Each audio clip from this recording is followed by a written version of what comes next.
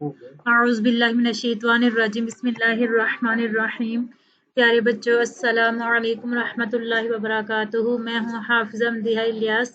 آج کی اس ویڈیو میں ہم 10 کلاس کی کتاب ترجمۃ القرآن المجید کی ویڈیوز تیار کریں گے۔ اس ویڈیو میں ہم ترجمۃ القرآن المجید کے جو مروزی کے سوالات ہیں وہ کریں گے۔ اس سوالات میں سے ایک پارٹ آپ کو آئے گا جو کہ اس پارٹ میں 8 سوال ہوں گے، اور ان 8 سوالوں میں سے کوئی سے 5 کے جوابات آپ نے دینے ہوں گے، اور ہر سوال 2 نمبر کا ہوگا۔ اس طرح یہ پورا پارٹ 10 نمبر کا ہوگا۔ تو شروع کرتے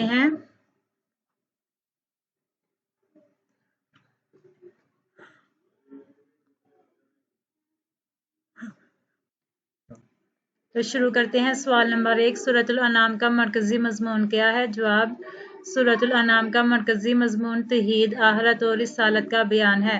نمبر 2، سورۃ الانعام کی فضیلت میں ایک حدیث مبارکہ کا مفہوم لکھیں۔ جواب: سورۃ الانعام قرآن کی ابتدائی 7 سورتوں میں سے ہے جن کے بارے میں نبی کریم خاتم النبیین صلی اللہ علیہ وسلم نے ارشاد فرمایا کہ جس نے یہ ابتدائی 7 سورتیں پا لی وہ ایک بڑا عالم ہے۔ نمبر 3، جانوروں سے متعلق مشرکین کے کوئی سے 2 عقائد تحریر کرے۔ جواب: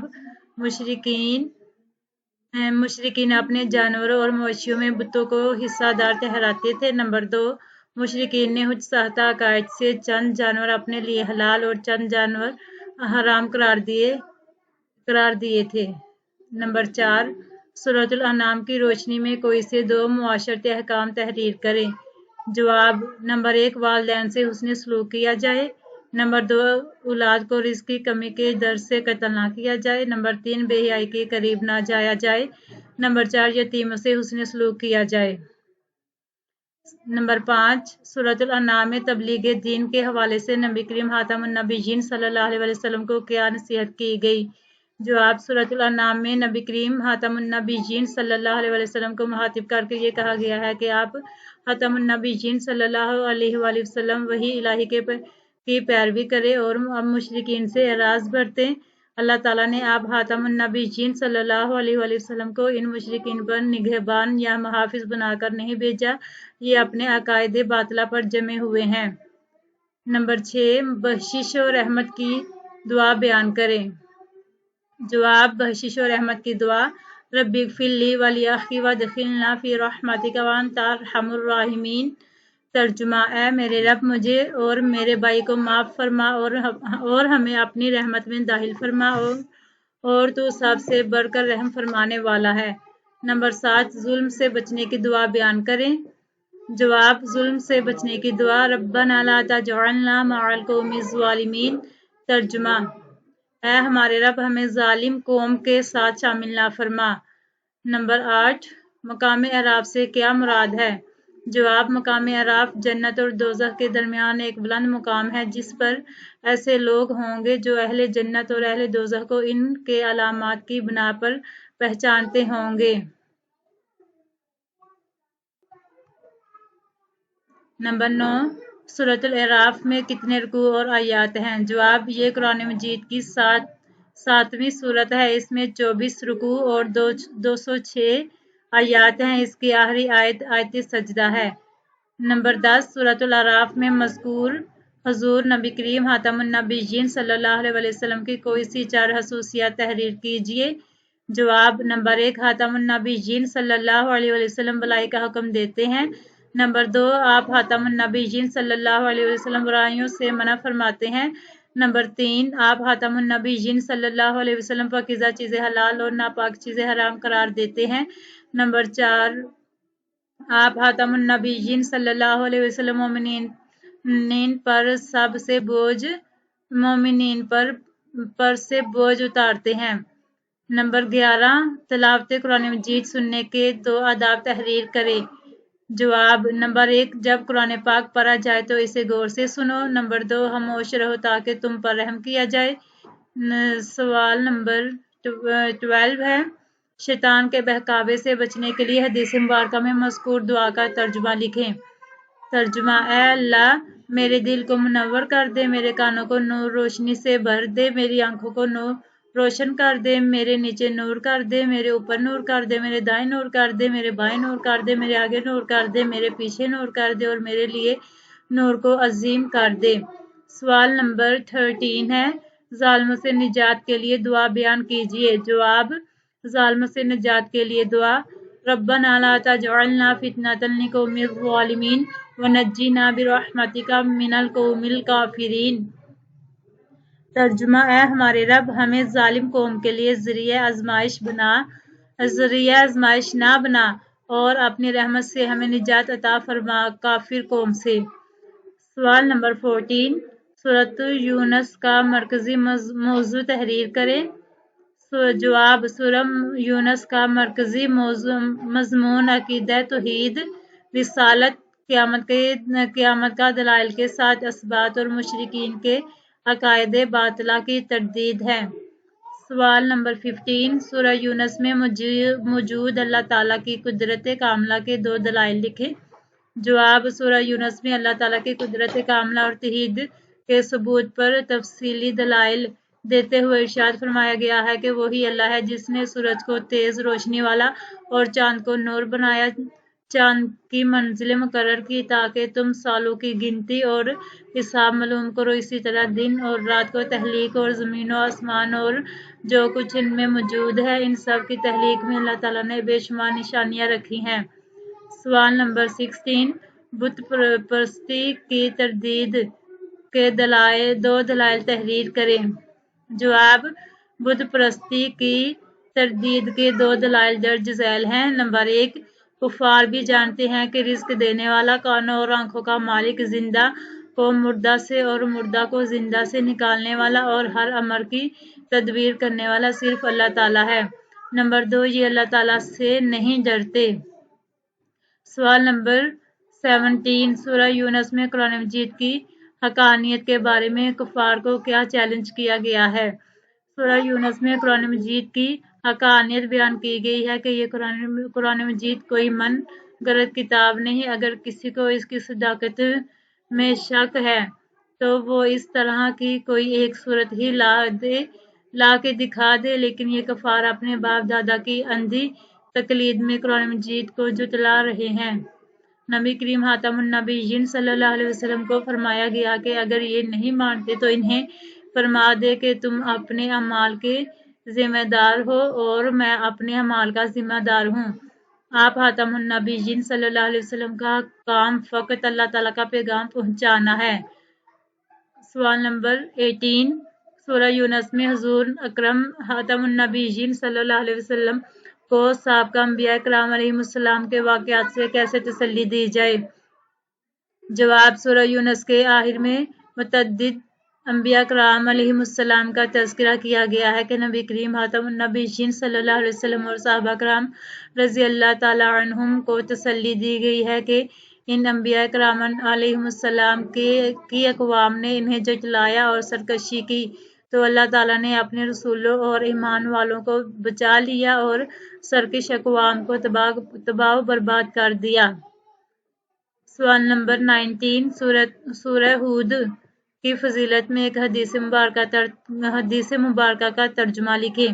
جواب، ترجمہ، جو کوئی بندہ اللہ سے دعا کر کے مانگتا ہے، اللہ اسے یا تو اس کی مانگی ہوئی چیز دے دیتا ہے یا اس دعا کے نتیجے میں اس کی دعا کے مثل اس پر کوئی آئی ہوئی مصیبت دور کر دیتا ہے۔ سوال نمبر 20، سورہ ہود کتنے رکوع اور آیات پر مشتمل ہے؟ جواب، سورۃ ہود مکی سورت ہے، اس میں 10 رکوع اور 123 آیات ہیں۔ سوال نمبر 21، سورہ ہود میں بیان کیے گئے 2 احکام لکھیں۔ جواب، اس سورت میں اہل مکہ کو مذکورہ تمام اقوام کی تباہی کے آثار و واقعات پر غور کرنے اور ان سے عبرت حاصل کرنے کی دعوت دی گئی ہے۔ سوال نمبر 22، سورہ ہود کا مرکزی موضوع لکھیں۔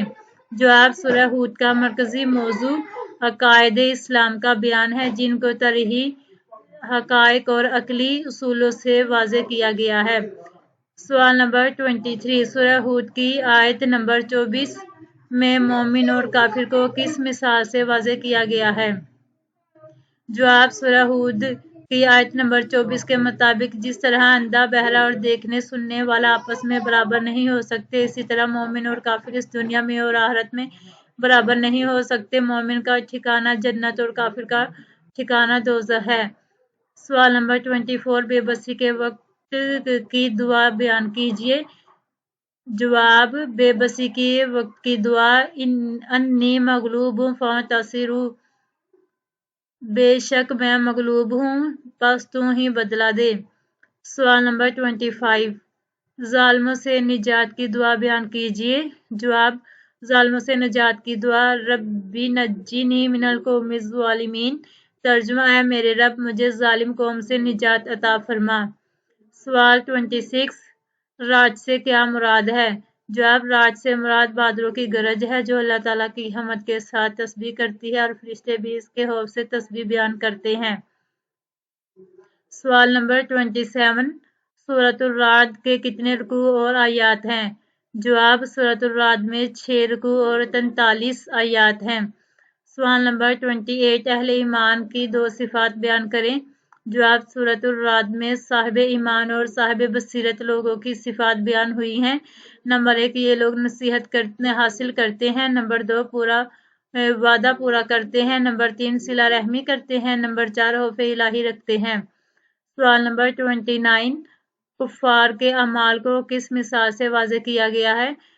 جواب: سورہ ابراہیم میں مشرکین کے اعمال کے حوالے سے ارشاد فرمایا گیا ہے کہ اللہ تعالیٰ اور آخرت پر ایمان نہ ہونے اور رسول اللہ خاتم النبیین صلی اللہ علیہ وسلم کی اتباع نہ کرنے کی وجہ سے ان کے اعمال برباد ہو جائیں گے اور ان کی مثال اس راکھ کی طرح ہے جسے تیز آندھی اڑا لے جائے۔ سوال نمبر 30، قیامت کے دن شیطان اپنے پیروکاروں کو کیا حقیقت بتائے گا؟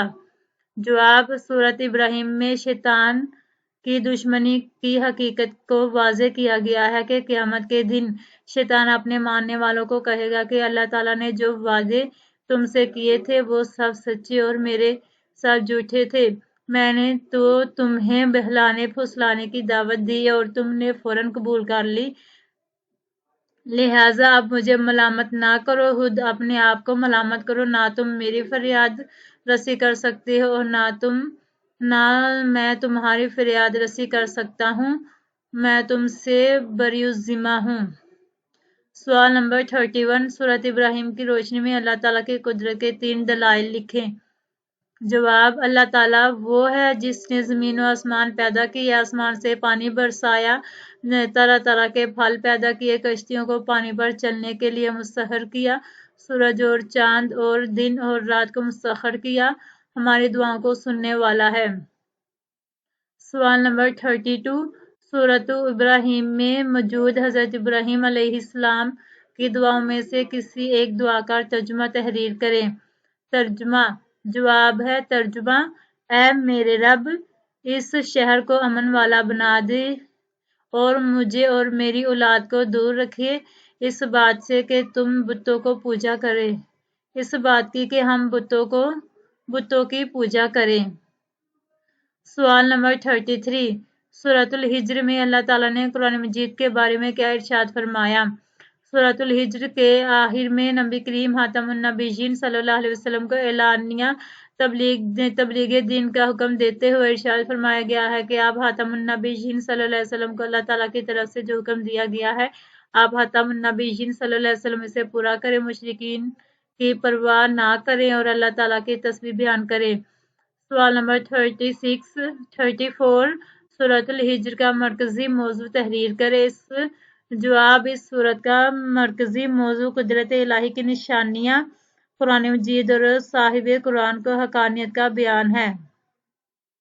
سوال نمبر 35، سورۃ الحجر کی فضیلت میں حدیث مبارکہ کا ترجمہ لکھیں۔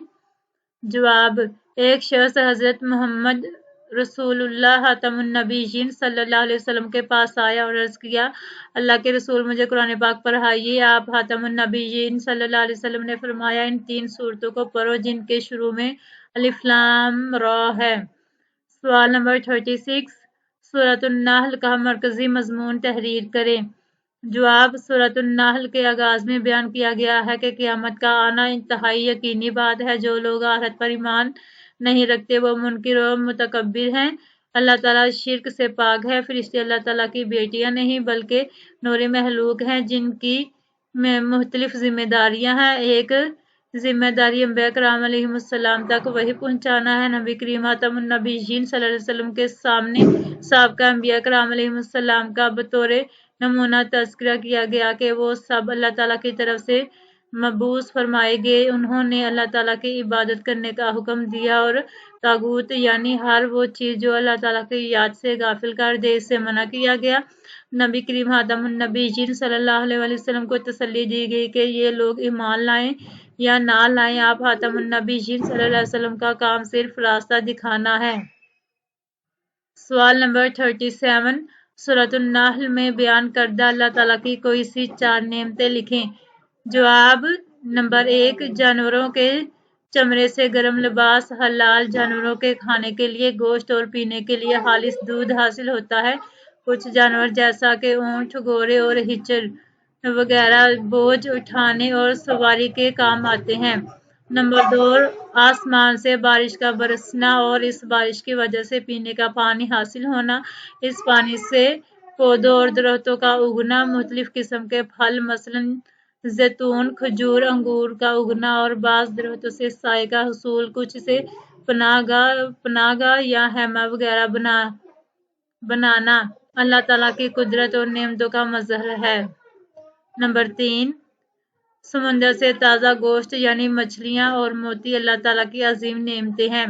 نمبر 4 زمین پر پہاڑوں کو جما دینا تاکہ زمین متوازن ہو جائے اور اسی زمین پر نہروں اور راستوں کو بنا دینا اور ستاروں کی تخلیق فرما دینا جن سے سفر میں لوگ راستے تلاش کرتے ہیں۔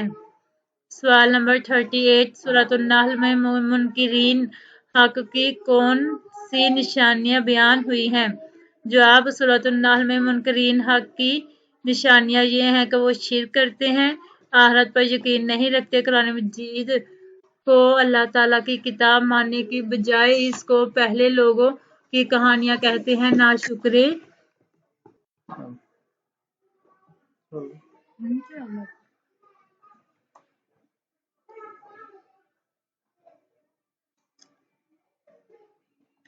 سوال نمبر 39 دعوت دین کے کوئی سے 2 اصول تحریر کریں۔ جواب: نمبر 1 حکمت اور عمدہ نصیحت کے ساتھ اللہ تعالیٰ کے راستے کی طرف دعوت دیجیے۔ نمبر 2 اگر بحث کی ضرورت پیش آ جائے تو اس طریقے سے بحث کی جائے جو بہترین ہو۔ سوال نمبر 40 والدین کے لیے رحمت کی دعا کیجیے۔ جواب: والدین کے لیے رحمت کی دعا رب ارحمہما کما ربیانی صغیرا۔ ترجمہ: اے میرے رب ان دونوں پر رحم فرما جیسا کہ انہوں نے مجھے بچپن میں پالا تھا۔ سوال نمبر 41 سورۃ بنی اسرائیل کی فضیلت میں ایک حدیث مبارکہ تحریر کریں۔ جواب: ام المومنین حضرت عائشہ صدیقہ رضی اللہ تعالیٰ عنہما فرماتی ہیں کہ نبی کریم خاتم النبیین صلی اللہ علیہ وآلہ وسلم جب تک سورۃ بنی اسرائیل اور سورۃ الزمر پڑھ نہ لیتے سوتے نہ تھے۔ سوال نمبر 42 قرآن مجید کی کوئی سی 2 صفات تحریر کریں۔ جواب: سورۃ بنی اسرائیل میں ذکر کیا گیا ہے کہ قرآن مجید تھوڑا تھوڑا کر کے نازل کیا گیا تاکہ پڑھنے اور سمجھنے میں آسانی ہو۔ نمبر 1 یہ قرآن مجید ہدایت دیتا اور مومنین کو خوشخبری سناتا ہے۔ نمبر 2 اس میں نصیحتیں ہی نصیحتیں ہیں۔ نمبر 3 جب اہل ایمان اس کی تلاوت کرتے ہیں تو ان کے دلوں میں اللہ تعالیٰ کا خوف پیدا ہو جاتا ہے، وہ سجدے میں گر جاتے اور اللہ تعالیٰ کی حمد و ثنا کرتے ہیں۔ سوال نمبر 43 سورۃ بنی اسرائیل میں بیان کردہ کوئی سے 3 معاشرتی احکام بیان کریں۔ جواب: سورۃ بنی اسرائیل میں معاشرتی زندگی کے حوالے سے بہت سی نصیحتیں کی گئی ہیں۔ قریبی رشتہ داروں، مسکینوں اور مسافروں کو ان کا حق دینے کا حکم دیا گیا ہے۔ یتیم کے مال کی حفاظت، ناپ تول اور وعدہ پورا کرنے کا حکم دیا گیا ہے۔ ہمیشہ اچھی بات احسن انداز میں کرنے کا حکم دیا گیا ہے۔ مال خرچ کرنے میں اعتدال کا حکم دیا گیا ہے۔ فضول خرچی سے منع کرتے ہوئے اسے شیطانی عمل قرار دیا گیا ہے۔ کنجوسی کو بھی ناپسندیدہ عمل قرار دیا گیا ہے۔ رزق کی کمی کی وجہ سے اولاد کے قتل اور بدکاری سے منع کیا گیا ہے۔ بغیر علم کے بحث و مباحثہ سے نفرت دلائی گئی ہے۔ زمین پر اکڑ اکڑ کر چلنے سے منع کیا گیا ہے اور فرمایا گیا کہ یہ اللہ تعالیٰ کے نزدیک ناپسندیدہ اعمال ہیں۔ سوال نمبر 44، سورۃ الکہف کا مرکزی موضوع بیان کریں۔ جواب، اس سورت کا مرکزی موضوع انسان کو اس بات کا شعور دلانا ہے کہ اللہ تعالیٰ کی دی ہوئی ہر نعمت میں انسان کی آزمائش ہوتی ہے اور آزمائش میں پورا اترنے والا ہی حقیقی معنوں میں بندہ مومن کہلاتا ہے۔ سوال نمبر 45، ذوالقرنین کے بارے میں آپ کیا جانتے ہیں؟ جواب، سورۃ الکہف میں ذوالقرنین کا تذکرہ ہے۔ ذوالقرنین کا معنی دو کناروں والا ہے، وہ صدیوں والا، دو سینگوں والا۔ ذوالقرنین عدل کرنے والے اور اللہ تعالیٰ اور آخرت پر ایمان رکھنے والے حکمران تھے۔ سوال نمبر 46، حضرت خضر علیہ السلام کے 3 حکمت برے امور تحریر کریں۔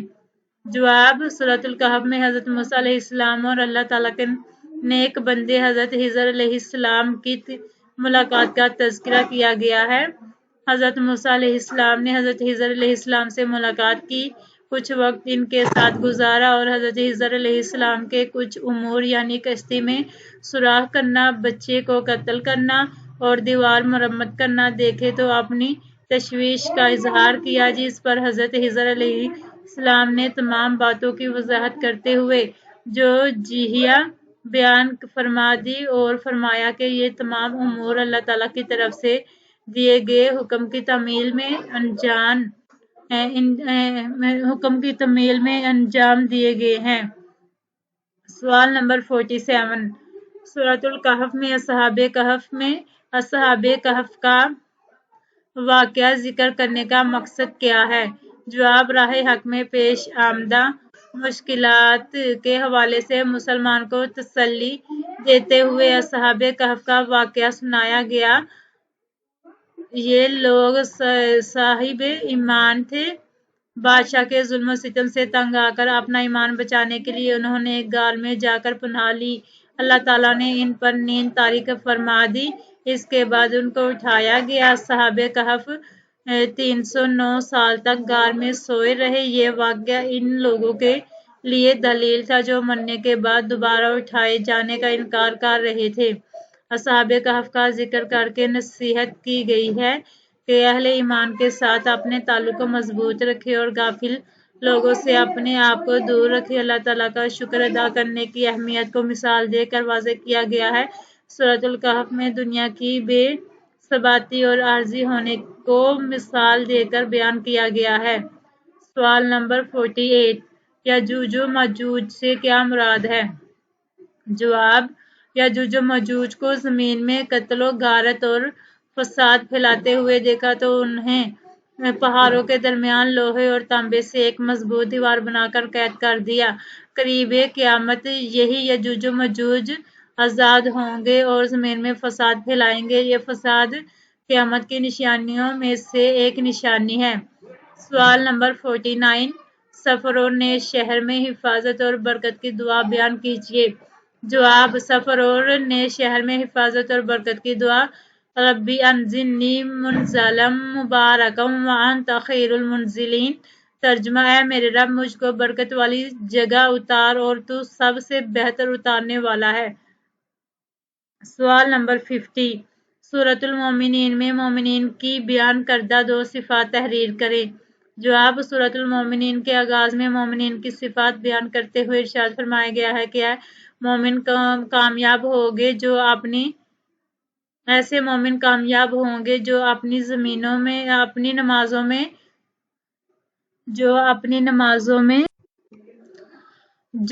نمازوں میں عاجزی اختیار کرتے ہیں، بے مقصد باتوں سے گریز کرتے ہیں، زکوٰۃ ادا کرتے ہیں، اپنی شرمگاہوں کی حفاظت کرتے ہیں، حد سے تجاوز نہیں کرتے، اپنے عہد و پیمان اور اپنی نمازوں کی حفاظت کرتے ہیں۔ سوال نمبر 51، سورۃ المومنین میں بیان کردہ انسانی تخلیق کے مختصر مراحل تحریر کریں۔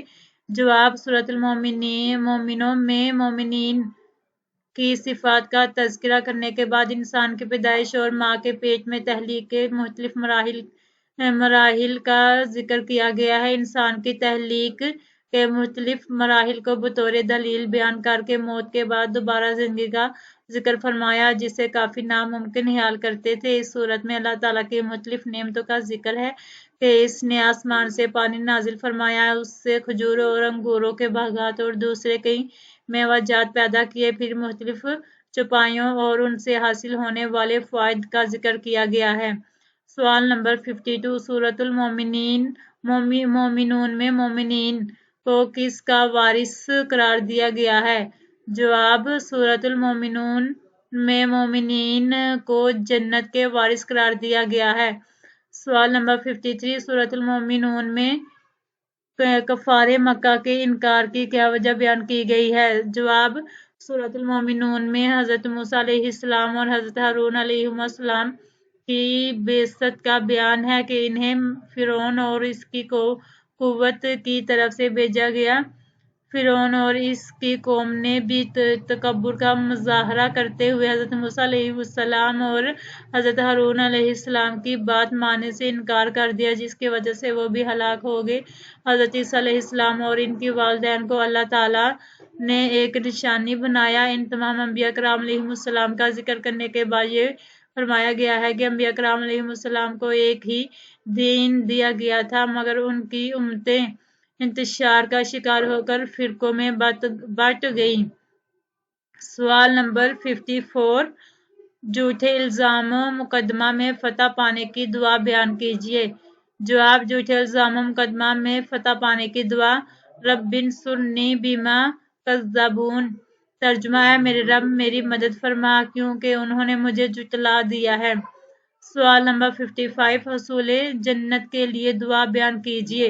جواب، حصول جنت کے لیے دعا وَاجْعَلْنِی مِن وَرَثَۃِ جَنَّاتِ النَّعِیمِ۔ جواب، حصول جنت کے لیے دعا بیان کیجیے۔ جواب، حصول جنت کے لیے دعا وَاجْعَلْنِی مِن وَرَثَۃِ جَنَّاتِ النَّعِیمِ۔ سوال نمبر 56، سورۃ الزمر میں بیان کردہ توحید کے 2 دلائل تحریر کریں۔ جواب، اس کے بعد اللہ تعالیٰ نے اپنے لیے اولاد کی نفی فرمائی اور اپنی قدرت و عظمت کے دلائل ذکر فرمائے ہیں کہ وہ زمین و آسمان کا خالق ہے، وہ رات کو دن پر لپیٹتا ہے اور دن کو رات پر، اس نے سورج اور چاند کو مسخر کیا، وہ نفع و نقصان کا مالک ہے، وہی موت و حیات کا مالک ہے، اسی نے تمہیں ایک جان سے پیدا فرمایا اور تمہارے لیے چوپائے پیدا فرمائے، وہی تمہاری ماؤں کے پیٹوں میں مختلف مراحل سے گزار کر تمہاری تخلیق فرماتا ہے، وہی تمہارا رب ہے جس کے سوا کوئی معبود نہیں۔ سوال نمبر 57، سورۃ الزمر میں کن گروہوں کا ذکر ہے؟ جواب، سورۃ الزمر کی جمع ہے، اس کا معنی گروہ ہے۔ اس سورت کے آخر میں بیان کیا گیا ہے کہ کس طرح کفار کو گروہوں کی شکل میں دوزخ کی طرف لے جایا جائے گا اور کس طرح اہل ایمان کو گروہوں کی شکل میں جنت کی طرف لے جایا جائے گا، اسی بنا پر اس کا نام سورۃ الزمر رکھا گیا ہے۔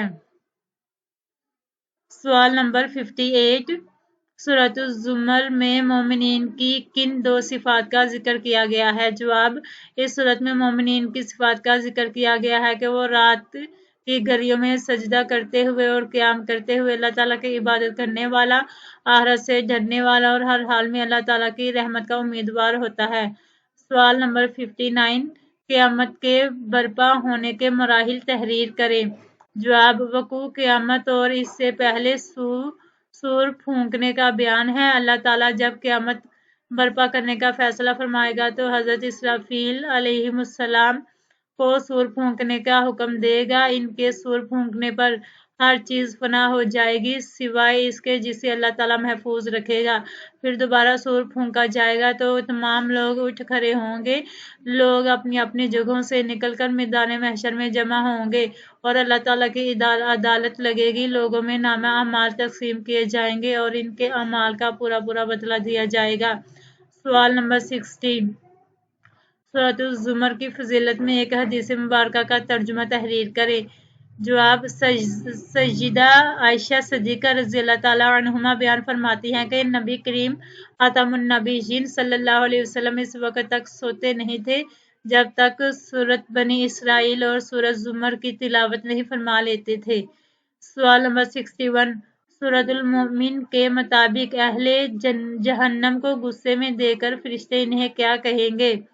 जवाब, और जब वो आग में एक दूसरे से झगड़ेंगे कि तुम कमजोर लोग उनसे कहेंगे तो कमजोर लोग उनसे कहेंगे तो जो तकब्बुर किया करते थे, बेशक हम दुनिया में मुतहारे मुताबे थे, तो क्या तुम हमसे दूर कर सकते हो? आग का कुछ हिस्सा तकब्बुर करने वाले कहेंगे, हम सब ही इस जहन्नुम में हैं। यकीनन अल्लाह अपने बंदों के दरमियान फैसला फरमा चुका है। और वो लोग जो आग में होंगे कहेंगे जहन्नम के दारोगों से कि तुम अपने रब से दुआ करो कि वो किसी दिन तो हमसे अजाब हल्का कर दे। और वो कहेंगे, क्या तुम्हारे रसूल वाज़ेह निशानियां लेकर नहीं आए थे? वो कहेंगे, क्यों नहीं? दारोगे कहेंगे, फिर तुम ही दुआ करो और काफिरों की दुआ इस रोज बेकार होगी। सवाल नंबर 62, सूरतुल मोमिन के आगाज में वही को जुटलाने वालों का क्या अंजाम बयान हुआ है? जवाब, क़यामत के ज़ुमर में इन लोगों के अंजाम का जिक्र हो रहा है जो अल्लाह ताला की किताब और अंबिया कराम अलैहिस्सलाम की लाई हुई वही को जुटलाते थे।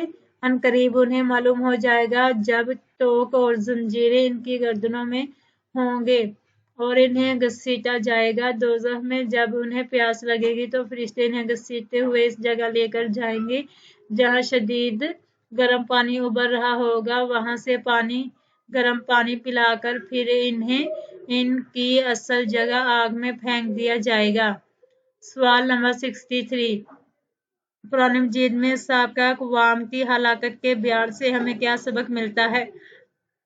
जवाब, हज़रत नूह अलैहिस्सलाम और दीगर अंबिया कराम अलैहिमुस्सलाम की अक़वाम ने अपने अंबिया कराम अलैहिमुस्सलाम को जुटलाया, अपने रसूलों के साथ नाहक झगड़ा किया और अपने अंबिया कराम अलैहिस्सलाम को गिरफ्तार करने और इन्हें मगलूब करने और शिकस्त देने की कोशिश की, जिनकी वजह से इन पर अल्लाह ताला की पकड़ आ गई। हमें ये सबक मिलता है कि हम अल्लाह ताला और नबी करीम खातमुन नबीयीन सल्लल्लाहु अलैहि वसल्लम की नाफरमानी ना करें।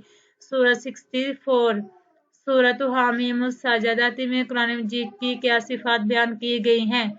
जवाब, सूरत हामीमुस साजदाती की इब्तिदा में ये वाज़ेह किया गया है कि कुरान मजीद बेहद मेहरबान और नहायत रहम वाले की तरफ से उतारी गई किताब है। ये ऐसी किताब है जिसकी आयत खोल खोल कर बयान की गई हैं। ये कुरान अरबी जुबान में है। ये कुरान बशारत देने वाला और डर सुनाने वाला है। सवाल नंबर 65, सूरत हामीमुस साजदाती के दो मजीद नाम तहरीर करें।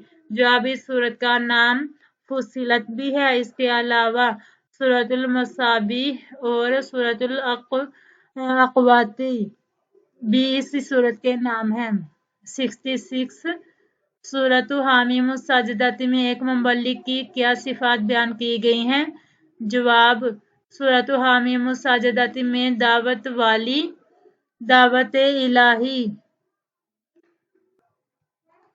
सूरत हामीमुस साजदाती में दावत इल्लल्लाह की अहमियत और फजीलत बयान की गई है कि उससे अच्छी बात किसकी हो सकती है जो अल्लाह ताला की तरफ बुलाता है और नेक अमल करता है। फिर दावत के मुहातिबीन की ज़ियादती और बुराई का जवाब देने का तरीका सिखलाया गया है कि एक दाई को हमेशा ये मद्देनजर रखना चाहिए कि नेकी और बुराई कभी भी बराबर नहीं हो सकते।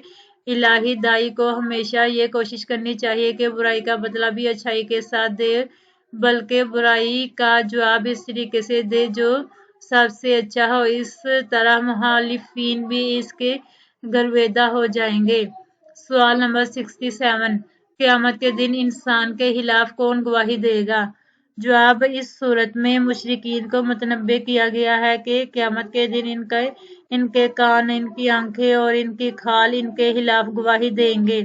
सवाल 68, सूरत हामीम सजादती का मरकजी मौजू तहरीर करें। जवाब अकीदा तौहीद का असबात, शिरक की तरदीद, कुरान मजीद की हकानियत और ईमान बिल आखिरत इस सूरत का मरकजी मौजू है। सवाल नंबर 69, सूरत शुरा में का ज़माना नुज़ूल तहरीर करें। जवाब सूरत शुरा हामीम के लफ्ज़ से शुरू होने वाली तीसरी सूरत है जो हवा मीम सूरतों का ज़माना नुज़ूल करीब करीब है और इनके मज़ामीन में भी यकसानियत पाई जाती है। सूरत शुरा के मुतालिया से मालूम होता है कि यह सूरत मक्की दौर के आखिर में उस वक्त नाजिल हुई जब अहले मक्का की मुखालफत और बुग़्ज़ अनाद अरूज पर था। सवाल नंबर 70, सूरत शुरा में अहले ईमान के कौन से नुमाया औसाफ बयान किए गए हैं। जवाब अहले ईमान के औसाफ बयान फरमाए गए हैं कि वो कबीरा गुनाहों से इज्तनाब करते हैं, हर किस्म की बेहयाई से बचते हैं, जब इन्हें गुस्सा आता है तो इंतकाम लेने की बजाय माफ़ कर देते हैं, अल्लाह ताला के हुक्म की अताअत करते हैं, नमाज कायम करते हैं, अल्लाह ताला ने इन्हें जो रिज़्क़ अता फरमाया है इसमें से अल्लाह ताला की राह में खर्च करते हैं। अहले ईमान के इन औसाफ में एक नुमाया सिर्फ ये बयान किया गया है वसफ ये बयान किया गया है कि वो अपने मामलात को बाहमी मुशावरत से हल करते हैं। सवाल नंबर 71, अल्लाह ताला किस तरह बंदे से कलाम करता है। अल्लाह ताला ने फरमाया कि इसके इंसानों से कलाम करने के 3 तरीके हैं। वो वही के जरिए से कलाम फरमाता है, या वो पर्दे के पीछे से कलाम फरमाता है, या फिर फरिश्ता भेजकर कोई पैगाम पहुंचा देता है, या फिर फरिश्ता भेजकर कोई पैगाम पहुंचा देता है। सवाल नंबर 72, सूरत शुरा में नबी करीम खातमुन नबीय्यीन सल्लल्लाहु अलैहि वसल्लम को मुशरिकीन के हवाले से क्या इरशाद फरमाया गया है। जवाब मुशरिकीन के शुरका के हवाले से फरमाया गया है कि अगर उन्होंने कुछ ऐसे शरीक बना लिए हैं जिन्होंने उनके लिए दीन में कोई ऐसा तरीक ईजाद कर लिया है जिसकी अल्लाह ताला ने इजाज़त नहीं दी, तो ये दीन और ये शुरका क़यामत के दिन इनके किसी काम नहीं आएंगे। क़यामत के दिन मुशरिकीन सहत खौफज़दा होंगे। इस दिन कामयाबी ईमान और अमल सालेह अख्तियार करने वालों का मुकद्दर होगी। तो आज के लिए इतना ही। अगर ये वीडियो अच्छी लगी है तो मेरे इस चैनल को सब्सक्राइब करें, लाइक करें और ज़्यादा से ज़्यादा शेयर करें ताकि दूसरों का भी फ़ायदा हो जाए। तो हाजिर होते हैं अगली क्लास में। अल्लाह हाफिज़, दुआओं में याद रखिएगा।